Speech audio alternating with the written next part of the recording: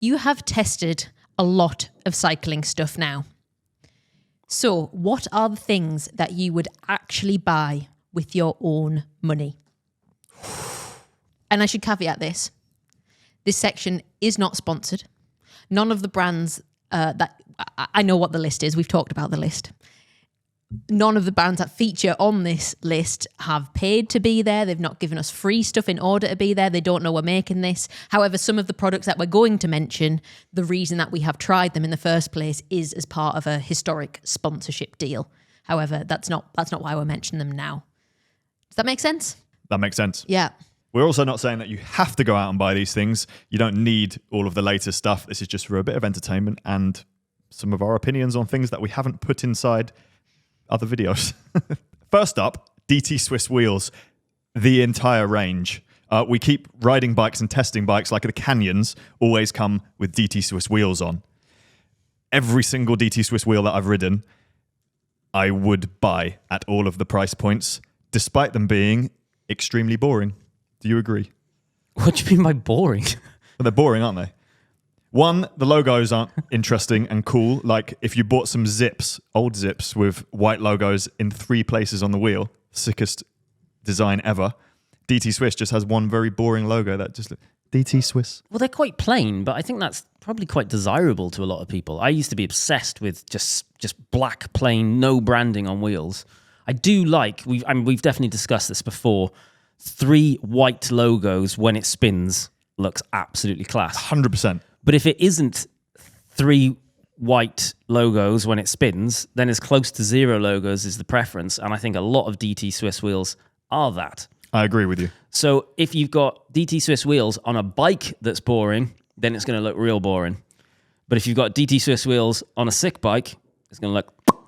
It has been very easy getting tires on and off every single one. I've never, ever had issues with wheels being out of true or breaking spokes or spokes going loose. We have switched free hubs on them, and it's an extremely easy job. And unlike some wheels, like Shimano, for example, getting other free hubs for those, you have limited options. DT Swiss, everything is available. If you want a Campag, you can put Campag hub on there. Yeah, they're definitely known for their ability to service them, change them, get different end caps. I used to have a rim brake version, which obviously had a quick release skewer, and it was relatively easy to get the parts to then convert it to through axle back when that was a thing that was a changing thing, which obviously it isn't anymore. I think they're great in that respect. My bone to pick with them is I have a set which I've done definitely at least a couple of 1,000 kilometers on, and they are the 35 ERC 1400s. I don't know, they've got weird names. On their naming, couldn't they? And I think they look really good. They're nearly fully stealthed out apart from a little logo on them, but I do not like the sound of the free hub. It's one of those like super buzzy ones, like really loud, really obnoxious.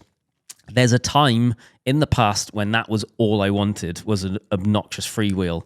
Whereas I've got to a point in my riding career, if you want to call it that, where I like to freewheel as much as I possibly can. We can get you some grease on that baby. Well, I have had conversations with Madison, who distribute DT Swiss, and also Nick. I actually mentioned it to Nick. I was just like, I can't ride these wheels anymore. They're too loud. He was like, bring them to me. I'll grease them up. It'll be fine. So that's going to be the next thing I try, I think. Some people want that noise, don't they? Mm. Yeah. Well, Emily's one of them. She loves a bzzz. I quite like it. I never have a bell on my bike, and sometimes you're on the lanes. Mm. There's a person walking a dog, and you're approaching from behind, exactly, and you can give them a little zzz, and then they know a bike is coming. Mm. Yeah. Or they think it's a bee, and they, no. Yeah, sometimes it just drowns out the sound of your own thoughts, which is what you need. I'm joking. On the subject of wheels, I have added to the list Zip 303Ss. I have had them for quite a while. They've done a lot of miles, the ones that I've got. They ride well. For a full carbon, good quality wheel, I think they are pretty good value. I think you can typically get them for about £900. They come with a lifetime warranty if you bought them after 2021, I think it is, because it seems that loads of Zip products have lifetime warranties now. I want to look into how that works, because I know loads of brands have like 0 questions asked crash replacement. Yeah. So if you crash a set of wheel, you're basically buying it twice. But what if you crash the crash replacement? Who knows? I don't know. I'm going to find out, and we will do a video. Well, I was going to add in this section that they have a lifetime warranty. I have never had to use it, and therefore I don't know how effective or usable it is.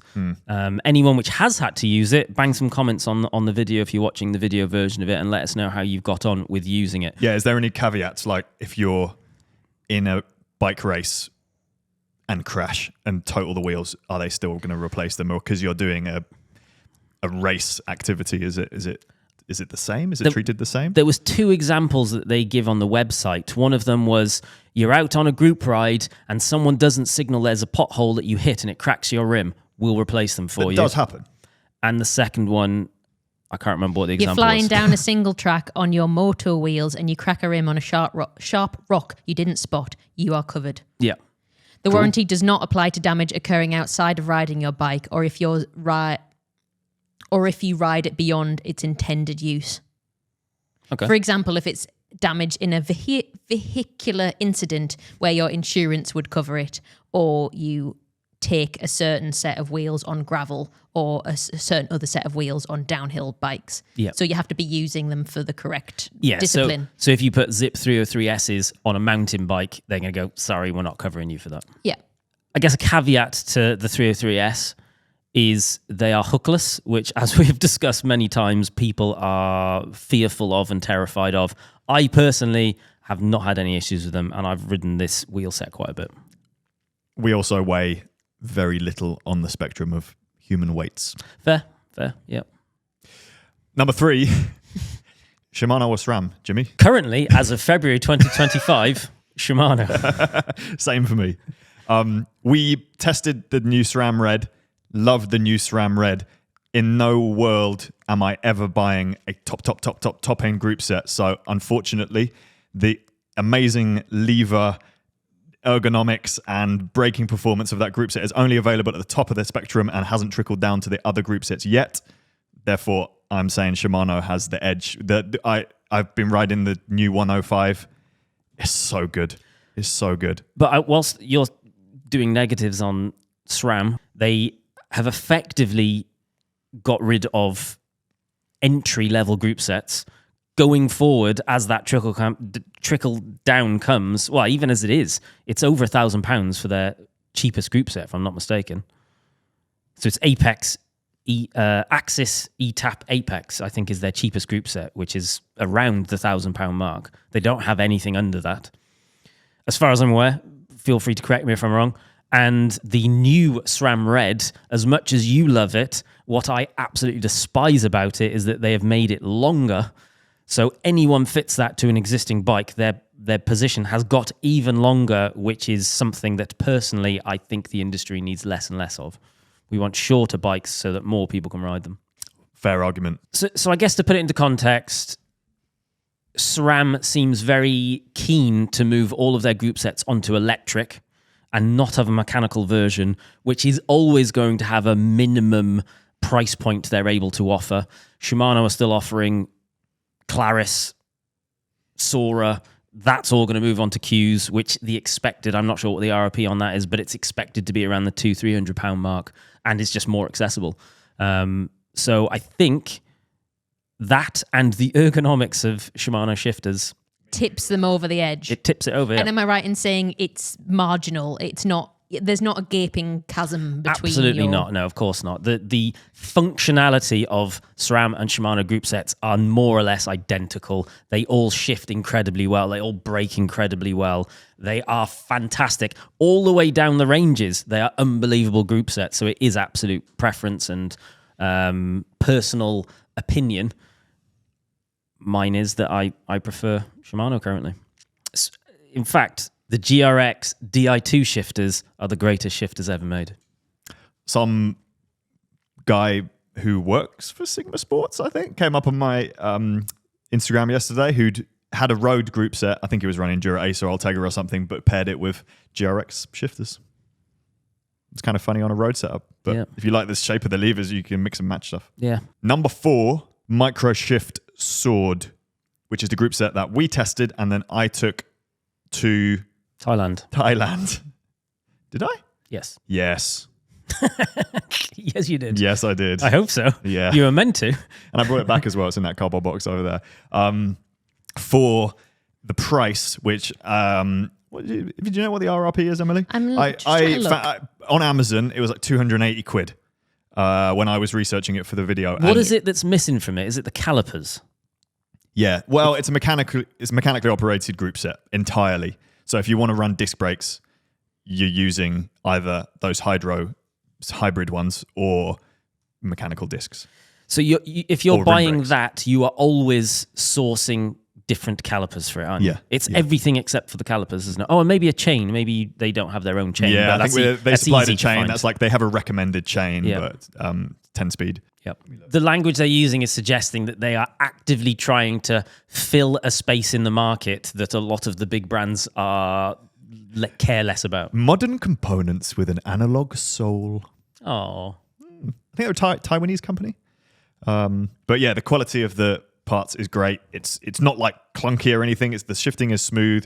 The levers are in a good position. You have lever reach adjustment. The material on the hood is nice and grippy. And riding it for pretty much a month away, it was fantastic. And absolutely nothing went wrong except for my choice of mech hanger that I had available. So I had to sort of botch the rear derailleur on. If I had had full range of gears, it would have been even better. yeah, I agree. I think it's a great group set. It looks good. My only caveat to that at where we are right now is we know Shimano Q's is imminent, and Shimano Q's and Sword are absolute head-to-head showdown. Which one's the best? Definitely. They're probably really, much like we're saying with Shimano and SRAM at the higher level as well, they're probably practically the same, and it'll come down to which one you prefer the look of and the feel They'll of. be compatible. They will, yeah, absolutely. Yeah, you literally just mix and match them. Number 5, Van Rysel shoes, helmets, glasses, other stuff. Do they make any other accessories that I've missed? I think they make everything. They are like their performance parts. We've done sponsor deals with Van Rysel in the past, and The value on them is just in a different. it's just World. half the price of other performance products. So the shoes are carbon sole, double boa, although they're not called boas, but they're made by Boa. It's Well, like Boa's a brand, isn't it? So Boa, I think the price of the shoe has something to do whether they will let you use boas as a manufacturer, Right. which is why they might be using a different named item on there. But essentially, it's a double boa closure for half the price of the competition. So 170 quid, 180 quid. So it's £180. Okay, yeah. And I think the thing that for having used those shoes, so for me, I didn't personally get on with them. The toe box was a bit too small for my fat feet. But Hobbit. it is so clear to see from the shoe, and using it, excluding the fact it was a bit narrow for me, it is top end quality, but the price is not the same as a top end shoe. I imagine they're used in the World Tour by AG2R. I'm not 100% sure. I know the helmets are. So a World Tour level helmet for 70 quid. 80 quid. Yeah. With which is MIPS. super light, has MIPS, has a Boa style like dial thing at the back. The ventilation is excellent. For the money, it's crazy. It's the same with all of that stuff. Again, you could be looking at it and being like, you can get 20 quid helmets. Why get an 80 quid helmet? I think it's not cheap, but in terms of value compared to stuff like the Cask Proton that we've looked at and ridden, the Met Manta, it's they more push than half. 300 quid, right? Yeah, 220 quid for a Cask Proton, 170 quid for a Met Manta versus an 80 quid helmet that I would say feels very comparable. Yeah, for sure. We've put the glasses in there as well. I personally hate all cycling specific glasses because I have a tiny face and all cycling glasses look stupid on me. We need Jimmy Fit. Yeah, Brands should do just a scaled down version of every one of their glasses That's what- called yeah. Jimmy Fit. That's what I would like. It's Yeah. a children's range, basically. Well, I did yeah, buy yeah. some children's Oakleys. Yeah. And they are a little bit too small. A little bit, but they look better than the normal ones. Yeah. Yeah, but again, those glasses are 60 quid, which again, it's a lot of money, but when you look at SunGod, you look at Oakley, you look at 100%, which start from over £100, it feels like you're getting the same sort of thing for about half the price. I feel like Decathlon with Van Rysel have been very, very clever. They're a massive, massive business with astronomical amounts of money, so they can afford to be clever, and they are. They've rebranded and positioned themselves in a way it's cool, and their Separating product the brand. is good. Yeah. Their product is good. Previously, people would have turned their noses up at decathlon stuff, wouldn't Oh, they? totally, there's yeah. a lot of snobbery in cycling, and you know where it comes from. But it's they've done a really good job, and Yeah. people are now going, well, Van Rysel, yeah. You know, the attitude has changed towards it. Yeah, for sure. My concern with the amount of effort they're putting into Van Rysel, and I've actually said this to some of the people that we've chatted to at Decathlon, my concern is they're going to go away from what has made them so good historically, which is really good value, well over-spec'd bikes at the entry-level end of the market that are sized well, spec'd well, have the correct size bars on, etc., etc., etc., that enable people to get into cycling. And I'm terrified that this focus on premium products is going to mean that they allow that to trickle down, and then their lower end stuff will be More longer, expensive. more Yeah. expensive, bigger bars, longer cranks because it makes more profit. Yeah. I hope they don't. So do you think it's almost, as long as they're always offering value at every end of the spectrum, end of the price range, you're happy to support what they're doing with the Van Rysel thing? Yeah, totally, totally. But the reason we loved that Tri-Band bike that we bought, and when we had zero relationship with them, was the fact that it was an entry-level bike that wasn't massive. And it was so unique in our world that you could get a bike that was actually spec'd well. There was also nothing at that price point which came close. Yeah. So I think it was £340, and it was a really rideable, good bike. And the prices on the Decathlon website are creeping up. They are. Mate, yes, inflation, I get it, but probably more than inflation. So yeah, they are making great products that are good value. Let's hope they don't lose their way with what has got them to where they are in the bike space. And more people are going to buy your Van Rysel's Decathlon if you make the Tri-Bands cheap and accessible. Agreed. The next one on the list is Scott shoes. Do you agree with me about this? Yeah, I thought it was just me. No, we've had loads of chats I about found this. like the ultimate cycling shoes for me, for the shape of my foot. That's why I added them to the list. The problem is they say Scott on them, so I do it. I ride them on other bikes, but I kind of go, So can you be riding a different brand bike with that shoe? we historically had a relationship with Scott Bikes. They sponsored this channel before it was Cade Media and the first year of us being Cade Media. Yeah. So we have a relationship with them. As part of that, they supplied you with footwear and bits and pieces. They then supplied me with some road shoes and some gravel shoes and some helmets and bits and pieces. The type of products that typically you would never consider or have an interest in from a bike brand. You go, well, you make bikes. I don't care about your shoes. They're not good value. They're not cheap. They are in line with the competition. But it surprised me. I assumed they would be junk, and they are actually really good. They're insanely well made. In the same vein as specialized shoes and peripherals. But they aren't underrated. Everyone expects them to be Everyone fancy. expects them to be good. Yeah. Yeah. Whereas And with a Scott's- company of that size, they do put a load of development time into them. So I expected Scott's to be rubbish. They are absolutely fantastic. They are the price point. They are as good as the price point that they are. Yeah. That doesn't mean rush out and buy them. But yeah, I just think they're underrated shoe. and they lasted a long time. 7 is my favorite saddle in the world, which is the Celitalia Boost SLR S3 specifically. You can find them online from £65, maybe around that, about 60 quid for the alloy rail one. And then if you tested it and you really loved it and you wanted a more fancy one, they go right up to like 300 quid for a carbon rail one, which is ridiculous. No one needs that. It is an excellent starting point for a saddle for most people. It has a really big pressure relief channel in the middle, and having chatted to Bike Fit James, my friend, about this, he ends up putting them on most people's bikes. It's ended up replacing his previous most sold saddles by loads. Previously it was like Pro Griffin was massively popular, and now that S3 is the one that he always specs on people's bikes. You've got a women's specific saddle recommendation as well. Yeah, like saddles. He will tell you he often puts men's saddles in inverted commas, men's saddles on women's bikes and women's saddles on men's bikes, and doesn't seem to be any rhyme or reason to it. However, a good starting point if you are a woman would be a Ergon SR specifically, which is again a classic shape saddle with a pressure relief channel in it. And it's about the same price as well. It's about 60 quid, it looks like. Yeah, again, I think they do different versions. You can spend more money if you wanted to. And this isn't something you have tested specifically, but your wife has tested one. I tested it on my wife's bike. Yeah. I've sat on it before. Obviously, saddles are personal preference.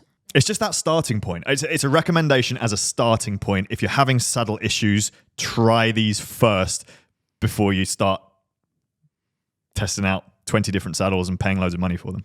Yeah, if possible, borrow one. Borrow one. Next up, we have some tyre recommendations. Oh, yeah. This first one's yours, the Continental Ultra Sport. I think this is the cheapest one on the list. Yeah. Continental Ultra Sport, they often used to come on entry-level bikes. I ended up using some on one of my entry-level bikes when I bought it, and then later rediscovered the tyre because it was the only thing available in Vietnam when I had a tubeless explosion and I had to replace my tyres. Ended up riding it the length of Vietnam, and it's a 16-pound tyre. And for the price, it is very grippy. You're not going to puncture it all the time, and they're easy to fit. Continental, good job. My mid-tier recommendation is a Goodyear Eagle F1, which I actually rode. So we rode Spain. I did it on a set of Challenge, I think, or Vittorias or something or other, and I was sliding all over the place. I came back and I was just like, I was like, Nick, bike shop Nick, I want a different set of tyres. What you got? He was like, try these ones. And they were absolutely fantastic. I've done tons of miles on them, super grippy, about 30 quid a tyre, which is obviously a lot of money, but it's definitely a performance tyre. And I think the important thing when you're riding bikes, especially road bikes, which don't have loads of grip on them, is the amount of grip you have impacts how much confidence and enjoyment you get whilst you're out riding. You know, when you're going around some like greasy bends and you're like, oh God, it just feels, you get a feel for how much grip you have. And when it isn't grippy, it's just unpleasant. So I found that these tyres were a good balance of cost and grip and enjoyment. In exactly the same vein, a slightly more premium recommendation, but is extremely well balanced, GP5000 Continental again.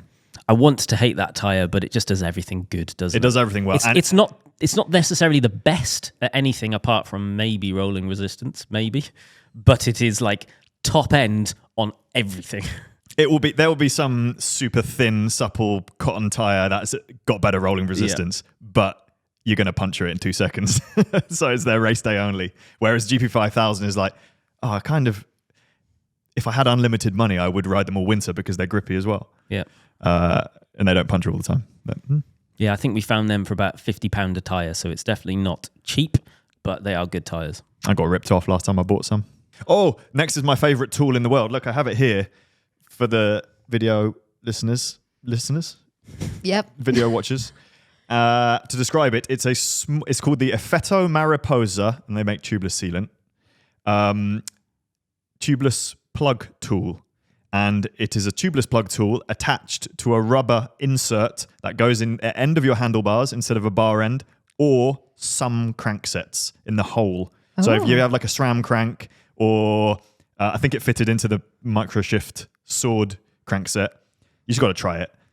Some cranksets it will fit. And it means you can put it in your bike and always have it, and you don't have to remember to put it in your pocket or your little pouch on the back of your saddle. Clever. So that has got me out of many sticky situations, and you always know where it is. So you're not searching in your bike packing kit. If you've had a puncher and you're on the side of the road, you can quickly whip it out.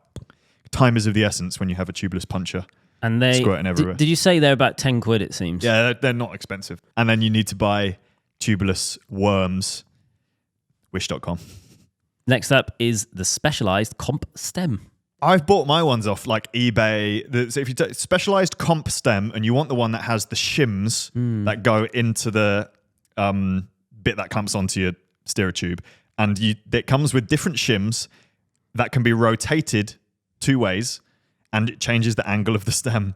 So essentially, you're buying one stem. Okay, the length doesn't change, about very marginally depending on the angle, and then you can change how high your handlebars are. So you can have a stem of negativity if you suddenly want a more aggressive position, or not. A stem of positivity. A stem of positivity if you're feeling happy. I just think it's a cool product. And then last up on the list, we've got the Bontrager tubeless flash charger pump, which is essential for us in this studio. Essential. Yeah, we got fed up of heading over to the bike shop and using their compressor. And this isn't a problem for everyone, because it really is exclusively for people that are running tubeless tyres and want to faff about with them themselves. If you are one of those people and you don't happen to have an air compressor in your garage or somewhere other, this pump will solve all of your woes. So it's a pump, it's a track pump with a big chamber that is, you pressurize yourself and then you release all the air into your tubeless tyre, which goes poof, and then your tubeless tyre seats.